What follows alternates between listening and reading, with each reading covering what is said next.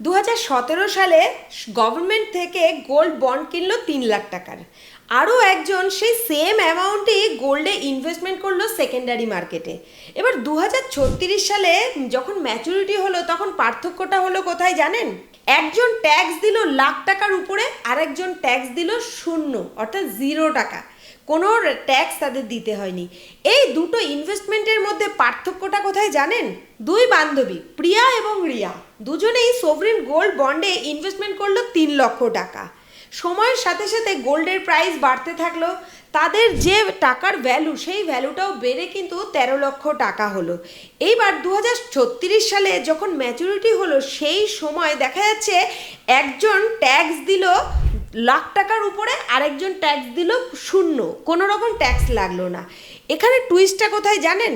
যখন প্রিয়া ইনভেস্টমেন্ট করেছিল সোভরিন গোল্ড বন্ডে তখন সে কিন্তু ম্যাচুরিটির ডেট পর্যন্ত অপেক্ষা না করেই সেকেন্ডারি মার্কেটে ম্যাচুরিটির কাছাকাছি সময়েই কিন্তু বিক্রি করে দিল এবং সেখানে সে প্রফিট বুক করলো 10 লাখ টাকা।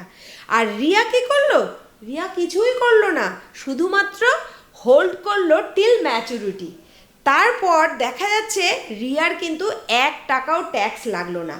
অর্থাৎ রিজার্ভ ব্যাঙ্ক অফ ইন্ডিয়ার রুলস অনুযায়ী এখানে কিন্তু যারা সোভরিন গোল্ড বন্ড সরকার থেকে সরাসরি কিনে আবার ম্যাচুরিটি পর্যন্ত অপেক্ষা করবে তাদেরকে কিন্তু কোনো রকম ট্যাক্স দেওয়া লাগবে না। আর যারা সরকার থেকে সরাসরি কিনলেও তারা সেকেন্ডারি মার্কেটে বিক্রি করে দেবে কিংবা সেকেন্ডারি মার্কেট থেকে গোল্ড বন্ড কিনবে, সেক্ষেত্রে কিন্তু তাদেরকে long term capital gain tax 12.5% দিতে হবে। আর সেই অনুযায়ী দেখলে প্রিয়াকে 10 লাখ টাকা প্রফিট করার উপর দিতে হলো 1,25,000 টাকা ট্যাক্স, আর রিয়াকে কিন্তু কোনো রকম ট্যাক্স দিতেই হলো না।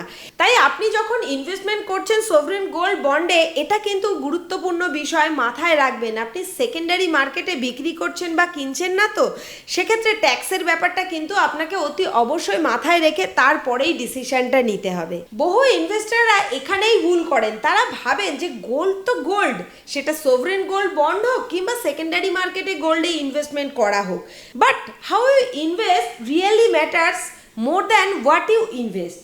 তাই বন্ধুরা, আপনারা যদি গোল্ডে ইনভেস্টমেন্ট করতে চান তাহলে অতি অবশ্যই ইনভেস্টমেন্ট করার আগে একবার ভাবনা চিন্তা করুন।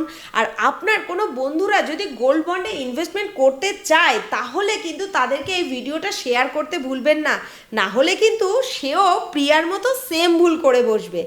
আর অবশ্যই এই স্মার্ট ফিনান্সিয়াল নলেজ পেতে আমাদের পিএইচডি ক্যাপিটালকে সাবস্ক্রাইব করতে বা ফলো করতে কিন্তু ভুলবেন না।